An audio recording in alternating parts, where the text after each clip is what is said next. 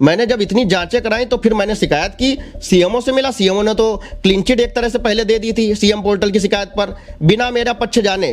तब उसके बाद जब मैं सीएमओ से मिला तो सीएमओ ने पैसे की बात रख दी कि आप एक काम करो, सेटलमेंट कर लो, रफा दफा करो केस को, क्या होगा, कुछ कर तो पाओगे नहीं। इस तरह की बात करने वाला सीएमओ अगर कानपुर शहर का रहेगा तो किडनी छोड़िए, आंतें, गुर्दे, आंखें और पूरे शरीर के सारे अंग जो है कानपुर के लोगों के निकल जाएंगे। अभी जो आपने सुना वो किसी लाचार या बेबस इंसान की आवाज नहीं है, ये आवाज है मुंबई इंडियन के रिजर्व प्लेयर और भारत के पहले मिस्ट्री स्पिनर उत्कर्ष द्विवेदी की। ये ऐसे इंटरनेशनल खिलाड़ी हैं जो पिच पर बड़े बड़े बल्लेबाजों को चकमा देते हैं, लेकिन कानपुर के मेडिकल ने इनके साथ कैसा खेल खेला है और इन्हें ऐसा चकमा दिया है कि इन्होंने अपनी मां को खो दिया।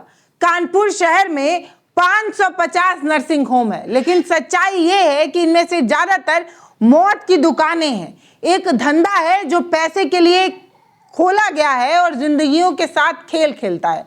अगर आपको याद होगा तो याद ही होगा कि अभी हाल ही में कैसे मेडिकल डायलिसिस की रिपोर्ट ये बताती है कि कानपुर में एक धंधा चल रहा था, अवैध किडनी ट्रांसप्लांट रैकेट का पर्दाफाश हुआ था। यहाँ एक MBA छात्र की किडनी निकाल ली गई थी। जब सिस्टम इतना सड़ा हो सकता है तो आम आदमी को न्याय की उम्मीद किससे होगी, किस पर भरोसा करेगा। हम जब भी बीमार होते हैं तो अस्पताल जाते हैं और डॉक्टरों को भगवान के बराबर दर्जा देते हैं, ये तुलना करते हैं कि ये भगवान के बराबर हैं। लेकिन अफसोस कि ये भगवान कैसे धंधा चला रहे हैं और धंधे का अड्डा ये अस्पताल को बना रहे हैं।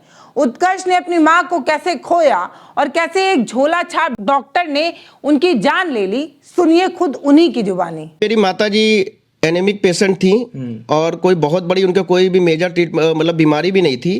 5 मिनट उनके खून था और जनरल वार्ड में उनके खून चढ़ाने के पर्पज से मैं एक नर्सिंग होम में लेकर जाता हूं जो रामा देवी स्थिति है, और वहां पर उनकी संदिग्ध परिस्थितियों में मौत हो जाती है, क्योंकि जिस डॉक्टर ने इलाज किया था एक्चुअल में वो झोला छाप डॉक्टर निकला। जब मैंने आगे जांच पड़ताल की तब मुझको ये जानकारी हुई थी, और उसने जो मतलब चीज़ें ट्रीटमेंट में बताई थी उसका उलट हुआ। सारी रिपोर्टें माताजी की मेरी सामान्य थी, और सीएमओ प्रकरण भी यहीं पे आके जुड़ता है, क्योंकि जब मैं सीएमओ के पास जाता हूँ, डॉक्टर हरिदत्त नेमी के पास मैं स्वयं जाके मिलता हूँ, अपनी शिकायत रखता हूँ, तो उनके जो पहले शब्द थे वो सिर्फ यही थे कि आप जो है डॉक्टर का कुछ नहीं कर सकते हो, आप जो एक काम करिए, लेन देन करके मामले को रफा दफा करिए, मैं सेटलमेंट करवा देता हूँ। ये बात कानपुर जिले का मुख्य चिकित्सा अधिकारी, जो सबसे बड़ा उच्च स्तरीय अधिकारी होता है चिकित्सा का, वो मुझसे कह रहा है। जब मैंने उनको अपना परिचय दिया, अपना आई कार्ड दिखाया, अपने खेल का विवरण दिया, तब उनको समझ में आया कि उसने गलत इंसान से ये बात कर दी, और मैंने सीधे सीधे बोला कि आप इस तरह की बात कैसे कर सकते हो। तब वो शक पकाए और उन्होंने कहा ठीक है मैं आपका सहयोग करूंगा, आप जो है जो भी आपको करना कार्रवाई आप करिए, यानी कि खाना पूर्ति किया। लेकिन उन्होंने उसके बाद से कोई भी सहयोग नहीं किया। यहाँ तक कि मैंने RTI भेजी थी उनसे मिलने से 1 महीने पहले, उसका भी मुझको जवाब नहीं मिला था। तो मैंने उससे पहले आप सीएमओ से कहा कि सर मैंने आपको RTI दी, आपने जवाब क्यों नहीं दिया। तो उन्होंने कहा ऐसा है, मैं RTI फाड़ के फेंक देता हूँ कूड़ेदान में। ये शब्द थे सीएमओ साहब के। अच्छा। तब मैंने कहा ये कौन सी बात हुई, तो उनको ये लगा था कि ये बस ऐसे ही है, इन्होंने नॉर्मल खाना पूर्ति की। मैंने पोस्टल ऑर्डर जब दिखाया तो उन्होंने कहा एक काम करिए, आप हमारे अपनी रिसिप्ट जो है उस पर ये कराइए, हमारे जाके रिसिप्ट करवा लीजिए जाके ऑफिस से। तो वो रिसिप्ट ही एक प्रमाण है कि मैं सीएमओ साहब से मिला था, क्योंकि वो तो अब मुकर भी सकते हैं कि उत्कर्ष तो कभी आया ही नहीं, मैं 29 अक्टूबर को उनसे जाके मिला था। ये चीजें हैं। तो ये जो प्रकरण हो रहा है किडनी कांड, ये प्रकरण तो अभी एक शुरुआत है। उत्कर्ष अपनी मां को सिर्फ खून चढ़ाने ले गए थे, उनको खून की कमी महसूस हुई, वो चाहते थे कि माता को कुछ यूनिट खून चढ़ा दिया जाए। एक अस्पताल में लेकर गए तो थे, लेकिन अपनी मां को जब लौट कर वापस लाए तो मां जिंदा ही नहीं थी। उनकी मां को कोई बहुत बड़ी बीमारी नहीं थी, लेकिन जब वो अस्पताल पहुंचे तो वहां पर जो हुआ वो किसी भी मेडिकल व्यवस्था के मुंह पर जोरदार तमाचा हो सकता है। सीएमओ का पूरा संरक्षण है। जितने भी नर्सिंग होम है कानपुर में, लगभग 550 नर्सिंग होम है, जिसमें मैं दावे के साथ कह सकता हूं 400 से 450 नर्सिंग होम अवैध हैं। इसमें कोई भी मानक पूरे नहीं है। यहां तक कि आईसीयू बने हुए, जिसमें जो नर्सिंग होम में आईसीयू होता है, उसका सबसे बड़ा मानक तो ये होता है कि 24 घंटे एक एमबीबीएस डॉक्टर की उपस्थिति अनिवार्य है। किसी भी हॉस्पिटल में आपको जो है एमबीबीएस डॉक्टर नहीं मिलेगा। मेरे प्रकरण में भी मैं जिस हॉस्पिटल में गया हूं, एक वार्ड बॉय ने मेरी माता जी के खून चढ़ाया मेरी आंखों के सामने, मैंने विरोध किया तो वो बोलते हैं कि नहीं, डॉक्टर जो है सीसीटीवी कैमरा से देख रहा है। और ये मैंने बात बाकायदा सीएम पोर्टल में शिकायत में भी मेंशन की है। जैसे ही मैं उतरता हूं, मेरी माता जी को स्ट्रेचर में बैठा के सीधे आईसीयू ले जाया जाता है। जितेंद्र शर्मा पीछे से आते हैं। मैंने विरोध किया कि सर मेरी माता जी को तो सिर्फ खून चढ़ना है, आईसीयू में क्यों? तो उनके शब्द थे कि डॉक्टर मैं हूं कि तुम हो। तो उन्होंने जब ये बोला तो मैंने कहा मैं तो खिलाड़ी हूं भाई, ये तो सत्य है, मैंने मेडिकल की तो पढ़ाई की नहीं। तो मैंने उन पर बिलीव करा। हर इंसान बिलीव करता है उस तरह की कंडीशन में कि जब आदमी इस तरह से बोल रहा है। उन्होंने कहा कि आपकी माता जी के निमोनिया है। मैंने क्लिनिकल डायग्नोस किया। एक काम करिए, मंगला विहार करके यहाँ पे रामा देवी में एक ब्लड बैंक है, 2500 रुपए के हिसाब से उन्होंने 2 यूनिट खून मंगाया 5000 का। इतना सस्ता खून होगा तो मतलब मुझे उस समय ये लगा कि डॉक्टर लग रहा बड़ा इंसानियत वाले हैं, ये बड़ा डिस्काउंट करा के ला रहे हैं। 23 जुलाई की उसमें एक्सपायरी पड़ी थी। अब उन्होंने ये सीधे सीधे बोला कि खून जो है आपकी आज रात को एक चढ़ जाएगा और एक चढ़ जाएगा बाद में 24 घंटे बाद, यानी 3 दिन में डिस्चार्ज कर देंगे, आप परेशान हो। हम भी सेटिस्फाइड थे। लेकिन हुआ क्या, सिर्फ रात को 10:30 बजे एडमिट करा था मेरी अपनी माता जी को, 2:30 बजे उनकी दोपहर में मौत हो जाती है। 12 बजे अगले ही दिन 12 घंटे भी नहीं हुए थे मौत हो जाती है। और ये मौत होती कब है? इनकी देखिए, जो झोला छाप डॉक्टर जब इस तरह के ट्रीटमेंट करते हैं तो क्या होता है, इन्होंने क्या किया, इन्होंने मेरी माता जी का जो दूसरा खून चढ़ने की जो गैपिंग थी वो 24 घंटे की जगह 5 घंटे कर दी। और जैसे ही खून लगा है 15 मिनट के अंदर वो कोलैप्स कर गई, वेंटिलेटर और डेथ हो गई। और ये प्रकरण मुझको बताया मेरी माता जी के बेड के बगल में जो लेटे हुए पेशेंट थे, जिनका लीवर की जांच हुई थी, वो होश में थे, उन्होंने आंखों देखी मुझे पूरा बताया। फोन करके उन्होंने 24 जुलाई को ये प्रकरण बताया। फिर मैंने रिपोर्टें उठाई माता जी की।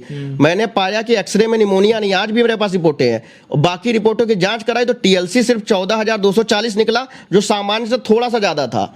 कलयुगी डॉक्टर पर भरोसा करना उत्कर्ष की कितनी बड़ी भूल थी, ये आज वो सोच रहे होंगे। सबसे बड़ी भूल यही साबित हुई कि उन्होंने एक डॉक्टर पर भरोसा कर दिया। रात को एडमिट हुई मां अगले दिन दोपहर तक दम तोड़ चुकी थी, लेकिन पैसे के लालची अस्पतालों ने मौत के बाद भी जो गेल खेला वो रूह कपा देने वाला है। एक बच्चे के लिए जो अपनी मां को इस हालत में देख रहा है, जो अपनी मां को मरे हुए देख रहा है, उसे कितना दुख पीड़ा हो रहा है, उसके साथ वो ये भी देख रहा है कि अस्पताल वाले कैसे धंधा कर रहे हैं। मैं 2:30 बजे जब हॉस्पिटल के अंदर देखता हूं तो मेरी माता जी के जो पीछे जो वेंटिलेटर वो मशीन जो लगी रहती है पीछे, उसमें सारी लाइनें जैसा आपने देखा होगा फ्लैट थी। हार्ट बीट 32 33 वो हाथ में पंपिंग करके केवल दिखावा चल रहा था मशीन से, और उनकी आंखें पूरी खुली थी, बॉडी शरीर यानी कि मौत हो चुकी थी। पर देख क्या रहा हूं कि दूसरी तरफ पर्चे लिखे जा रहे हैं, इतनी दवाइयां आ रही हैं और साथ में इंजेक्शन पे इंजेक्शन लग रहा है। तो मैं जितेंद्र शर्मा ये डॉक्टर वहां पे मौजूद था उस टाइम पर भी, तो मैंने इससे कहा ये डॉक्टर साहब क्या हो रहा है? तो कह रहा नहीं हम थोड़ा सा ट्राई कर रहे हैं। और उसके बाद एक शब्द तो मैं भूलता ही नहीं हूं, जितेंद्र शर्मा उसके बाद कहता है उत्कर्ष आप परेशान ना होइए, आपकी माता जी का जो डेथ सर्टिफिकेट है ना मैं बहुत आराम से दे दूंगा, आपको दौड़ाऊंगा नहीं। ये शब्द ये कोई झोला छाप डॉक्टरी या कोई असभ्य इंसान ही बोल सकता है, जो एक बेटे से उसकी मां की डेथ सर्टिफिकेट की बात कर रहा है और उनकी शरीर सामने पड़ा हुआ है उसके सामने। तो ये चीजें हो रही हैं कानपुर में और मैं चाहता हूं कि ये चीजें सामने आनी चाहिए। अच्छा, सीएमओ साहब जब आपने बात कही तो आपको उन्होंने फटकारा लगा दिया? जी, जब मैं गया हूं सबसे पहले तो मैंने सबसे पहले अपना परिचय खेल का तो दिया नहीं था।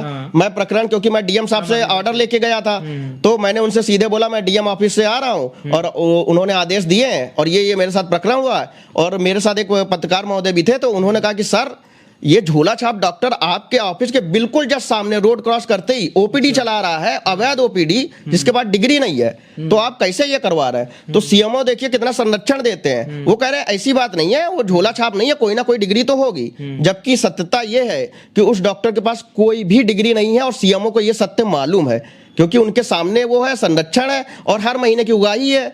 भाई उस डॉक्टर का खुद का एक हॉस्पिटल है, नर्सिंग होम है, ओपीडी में कम से कम 100-150 लोग आते हैं पूरे गांव देहात के, और गुर्गों और दलालों के माध्यम से आते हैं। आपने सुना होगा ये जो सिंडिकेट हुआ है किडनी कांड में, एक दलाल निकला गया शिवम नाम का, वही लेके आता था, पेशेंट को फंसाता था। बेचारे एक MBA स्टूडेंट का भी आपने पढ़ा होगा कि उसकी हालत भी नाजुक है। तो ये दलालों के माध्यम से ही चलते हैं नर्सिंग होम। और जो आउटर में बने हुए हैं जैसे आहूजा हो गया या आपका प्रिया हो गया नर्सिंग होम, ये सब आउटर में, ये सिटी के अच्छे एरिया में नहीं है, सिटी का आदमी नहीं जाता है यहाँ पर। तो ये चलता है दलालों के माध्यम से। और ये जो ओपीडी चल रहा है अवैध रूप से, मैं आज भी बता रहा हूँ, आज भी ये ओपीडी चल रहा है। और ये देखिए आप कि बिना मतलब होल्डिंग के, बिना बोर्ड के और बिना डिग्री के एक डॉक्टर संचालित कर रहा है जिसका नाम जितेंद्र शर्मा है, और सीएमओ को पूरी जानकारी है, लेकिन कोई कार्रवाई नहीं है।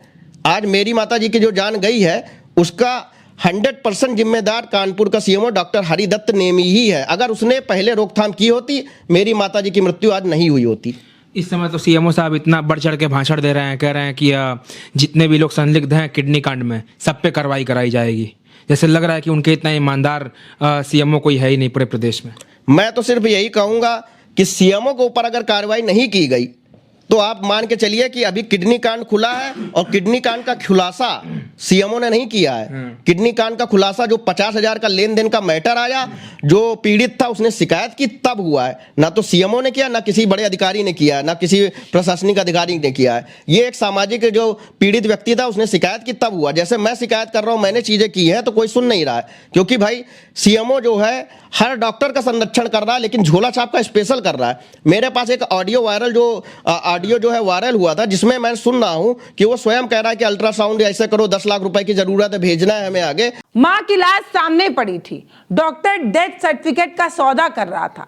एक झोला छाप डॉक्टर की शिकायत लेकर जब उत्कर्ष कानपुर के सबसे बड़े स्वास्थ्य अधिकारी यानी कि सीएमओ के पास पहुंचे, डॉक्टर हरिदत्त नेगी के पास, तब वहां पर इंसाफ की जगह उन्हें 1 लाख रुपए कट देने की बात हुई, कॉम्पनसेशन।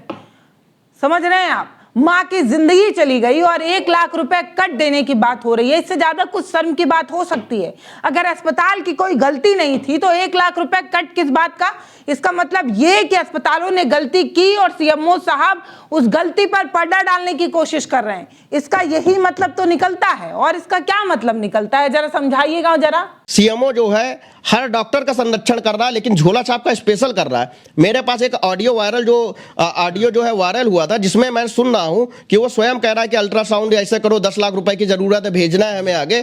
तो भैया सीएमओ की एक तनख्वाह जो होती है 2 से 3 लाख शायद होती है और उससे ज्यादा होती नहीं है। और जो मैं ऑडियो वायरल की बात कर रहा हूं वो मेरे फोन में, मैं आपको सुना भी सकता हूं वो ऑडियो जो है क्लिप। उसमें सीएमओ साहब खुद बोल रहे हैं कि देखिए मुझको पैसों की जरूरत है, मुझे आगे भेजना है। तो भैया आपको अगर आगे भेजना है, अगर आपको 10 लाख भेजना तो आप 50 लाख कमाओगे तब 10 भेजोगे। और जब आप 50 लाख कमाओगे तो अवैध तरीके से तो कमाओगे, एक नंबर और ईमानदारी से तो कोई इतना पैसा कमा नहीं सकता। और अवैध जैसे 80 लाख डोनेट होता है तो 5 लाख का कट इनका भी होता है। और इनको अब ये तो दिखावा कर रहे हैं, खाना पूर्ति कर रहे हैं, जैसा कि आदमी क्या होता है ना, लीपा पोती करता है, वो कर रहे हैं सीएमओ। इनकी सत्यता तो तभी प्रमाणित होगी जब इनका ब्रेन मैपिंग होगा, नार्को टेस्ट होगा और इनका CDR निकाला जाएगा। एक यार कुछ ऐसा हिसाब बनाओ जो मेरा मंथली हो जाए, तो मैं एक कलेश है मेरी 10 तो मुझे देने ही देने निकाल तो जुगाड़ बताओ आप लोग कैसे करो। वो भी है, वो भी चल रहा है, लेकिन वो अब शुरू हुआ है ना, अभी तक तो लगे रहे सब इधर उधर। अब उनको भी थोड़ा सा रजिस्ट्रेशन सिस्टम की सच्चाई सामने लाने की कीमत उत्कर्ष को अपना करियर, अपनी आजादी खोकर चुकानी पड़ी। एक ऐसा खिलाड़ी जिसके नाम से स्टेडियम गूंजा करता था, तालियां गड़गड़ाया करती थी, लोग हूटिंग किया करते थे, आज वो छुप छुप कर अपनी जान बचाने को मजबूर है। इस स्थिति में उत्कर्ष को किसने पहुंचाया और इसके लिए कौन जिम्मेदार है, ये सवाल ना पूछा जाए? पूछिए, बताइए कि पूछना गुनाह है क्या? मेरे प्रकरण के दौरान भी मुझको धमकियां भी दिलाई गई, जान से मारने की धमकी तक दी गई। मुझको कहा गया कि चुप हो जाओ वरना जान से मार देंगे, डॉक्टर बहुत ताकतवर है। अच्छा। और बहुत सारी चीजें मेरे साथ हुई प्रकरण। ये धमकियां उत्कर्ष जी कब मिली थी आपको? यही जब मैं पैरवी कर रहा था इसी दौरान मुझको धमकी दी गई। मेरे को सुलह कराने का बड़ा प्रयास किया गया कि मतलब आप मान जाओ। तो मैंने कहा मेरी माताजी की मृत्यु हुई है, मेरी माताजी की जान गई है, मैं बेटा हूं, मैं लड़ूंगा, मेरा अधिकार है। लेकिन मुझको चुप कराने के लिए, और सीएमओ ने खुद कहा था, जब खुद सीएमओ कह रहा है कि बंद अपना जो है लेन देन करके रफा दफा करो मामले को, तो एक तरह से क्या बात है ये? ये कोई मतलब प्रशासनिक अधिकारी इस तरह की अगर बात कर रहा है तो ये तो गलत है ना, अनुचित ही है। और बहुत आप देखिए, मेरे को बहुत सारी प्रताड़ित किया गया, धमकियां दी गई, दबाने की कोशिश, मेरा लोगों ने पीछा किया, मुझको तो जान से मारने तक की मतलब प्रयास करने की भी कोशिश की गई। मैंने देखा है लोग मुझे पीछा कर रहे हैं, मैं जा रहा हूं तो कोई गाड़ी से पीछा कर रहा हूं, कोई बगल से निकल रहा है। तो ये चीजें जब मेरे साथ हो रही हैं तो आम आदमी के साथ क्या होगा मैं आपको बताता हूं। उनके खिलाफ मुकदमा या तो लिखाया जाएगा, या उनको पुलिस के स्टेशन बैठाल के मार पीट के लिखा लिया जाता है सुलहनामा, या उनको डराया धमकाया जाएगा। बस ये है हमारे सिस्टम की नंगी सच्चाई। एक इंटरनेशनल क्रिकेटर अपनी जिंदगी को इस तरीके से गुजार रहा है, इस दरिंदगी का शिकार होकर दर दर भटक रहा है, तो जरा सोचिए कि एक गरीब किसान का, एक मजदूर का क्या होता होगा, एक आम इंसान की क्या स्थिति होगी, और उसे कितना दबाने और चुप कराने की कोशिश हमारा सिस्टम करता होगा। एक इंटरनेशनल खिलाड़ी अगर इस तरीके से मजबूर किया जा सकता है तो एक आम इंसान की क्या बिसात कि वो इस सिस्टम से लड़ पाए। जो कर्ज लेकर इन अस्पतालों की चौखट पर जाता है, बड़ी उम्मीद से ये इस अस्पताल का दरवाजा खटखटाता है कि उसकी जिंदगी बचेगी, उसके घर में खुशियां लौटेंगी, लेकिन अफसोस कि अस्पताल कैसे धंधा कर रहे हैं, धंधा। कानपुर का ये मेडिकल सीक्रेट सिर्फ पैसों की लूट नहीं कर रहा है, ये जिंदगियां निगल रहा है, जिंदगियों को खा जा रहा है।